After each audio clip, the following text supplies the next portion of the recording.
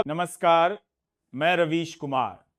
हमारे नए channel viral report पर आपका स्वागत है।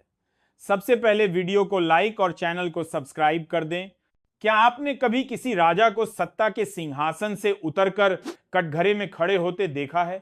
वो राजा जो कल तक नरेंद्र मोदी के सबसे भरोसेमंद सिपह सालार थे, जिनकी नजरों के इशारे पर अमित शाह की रणनीति झुक जाया करती थी, आज वही नेता उस जेल की चौखट पर खड़े हैं जिसे उन्होंने खुद विपक्ष के लिए तैयार किया था।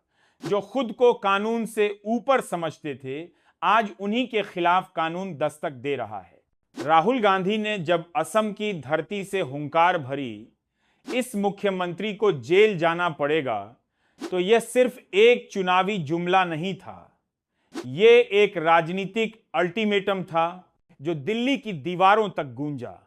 राहुल ने पहली बार खुलकर कहा, अब देखता हूं मोदी शाह इस लाडले को कैसे बचाते हैं। मोदी शाह की छत्रछाया भी अब हेमंत की नहीं बचा पाएगी, क्योंकि उसने भ्रष्टाचार की हदें पार कर दी हैं।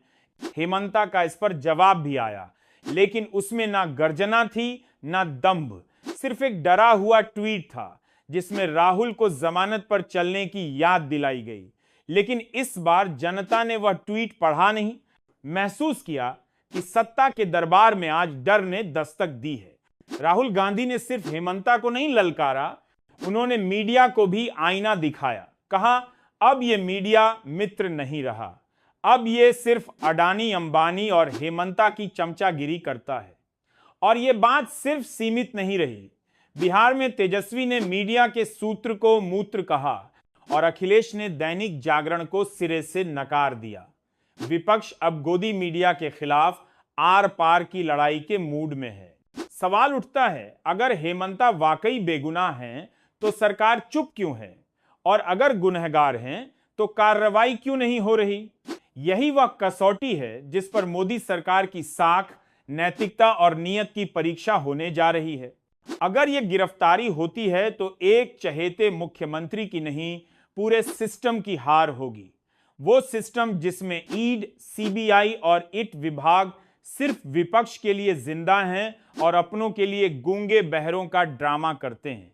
2024 में विपक्षी नेताओं की गिरफ्तारी को रणनीति कहा गया था, लेकिन 2026 में अगर बीजेपी के राजा सलाखों के पीछे जाएं तो ये किसकी चाल होगी? जनता की, विपक्ष की या भाग्य की? हेमंता सिर्फ एक नेता नहीं है, वो संक्रमित सत्ता संस्कृति का प्रतीक है, जहां चाटुकारिता को योग्यता और दलाली को राष्ट्र सेवा घोषित कर दिया गया है। राहुल गांधी ने उन्हें सिर्फ मुख्यमंत्री नहीं, राजा कहा, और राजा जब कानून को खुद से नीचे समझने लगे तो उसका पतन तय होता है।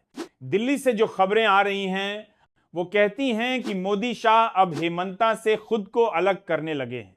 असम के नए नेतृत्व की खोज शुरू हो चुकी है। मतलब साफ है, हेमंता अब इस्तेमाल के बाद फेंक दिए गए नेता हैं। यही बीजेपी की रीति है, जरूरत तक सिर पर, फिर बर्खास्त, और अब जब देश सवाल कर रहा है, अगर राहुल झूठ बोल रहे हैं तो मोदी चुप क्यों हैं, और अगर सच बोल रहे हैं तो हेमंता पर कार्रवाई क्यों नहीं हो रही? तब मोदी सरकार की चुप्पी और मीडिया की बेहिसी दोनों ही संदिग्ध लगने लगी है।